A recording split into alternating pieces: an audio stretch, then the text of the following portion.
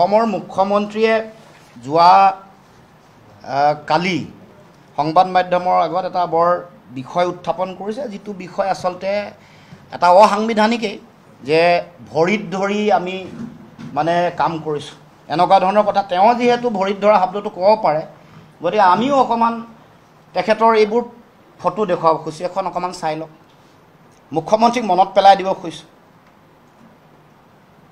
এইখন আৰু আছে দুই এখন, এইখন চাওক, এইখন আপোনালোকে বেছি ভাল পাব মই ভাবোঁ।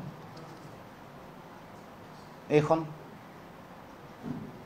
যিহেতু তেখেতে কৈছে, নহ'লে আমি সেইটো পৰ্যায়লৈ যোৱা মানুহ আমি নহয়। যিহেতু তেখেতে উত্থাপন কৰিছে বিষয়টো, তেখেতৰ মুখত এনেকুৱা অসাংবিধানিক কথা বতৰা আজিকালি আহিয়ে থাকে প্ৰায়। এইখন এখন আৰু এইখন। গতিকে এতিয়া প্ৰথম কথাটো হ'ল যে ভৰিত ধৰাৰ যিটো কথা, প্ৰথমে ভৰিত ধৰি পিছত সুবিধা পালে পিছফালৰ পৰা চুৰি মৰাৰ যিটো প্ৰৱণতা, সেইটো অসমৰ মুখ্যমন্ত্ৰীৰ সহজাত প্ৰৱণতা। এইটো মজ্জাগত, এইটো তেওঁৰ মানে জিনত সোমাই গৈছে। দেহৰ শৰীৰৰ ৰন্ধে ৰন্ধে ভৰিত ধৰি নিজৰ স্বাৰ্থ সিদ্ধি কৰা আৰু পিছফালে সুবিধা পালে চুৰি মৰা, এইটো কাম তেওঁৰ এটা নিত্য নৈমিত্তিক ঘটনা আৰু চৰিত্ৰত পৰিণত হৈছে। আজি তেওঁ যিটো অৱস্থাত আছে তেওঁক কৈ দিওঁ, তেওঁ এটা সময়ত কংগ্ৰেছ দলৰ নেতা ছোনিয়া গান্ধী বা ৰাহুল গান্ধী ডাঙৰীয়াক কৈছিল, কৃষ্ণৰ লগত তুলনা কৰিছিল। ক'ব নাপায় এইবোৰ কথা।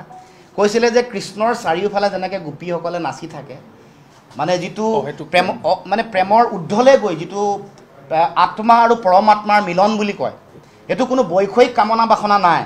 তেনেকৈ কংগ্ৰেছতো ৰাহুল গান্ধীৰ চাৰিওফালে তেওঁলোকে তেনেকৈ ঘূৰি থাকে আৰু তেওঁলোকৰ প্ৰতি অগাধ প্ৰেম আৰু ভক্তি আছে। মই মনত পেলাই দিছোঁ তেওঁ কোৱা কথা, কোট আনকোট।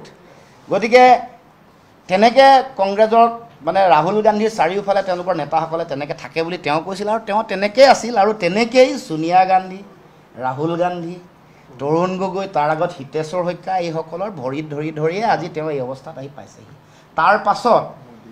তাৰ পাছত অমিত শ্বাহ ডাঙৰীয়া, নৰেন্দ্ৰ মোদী ডাঙৰীয়া,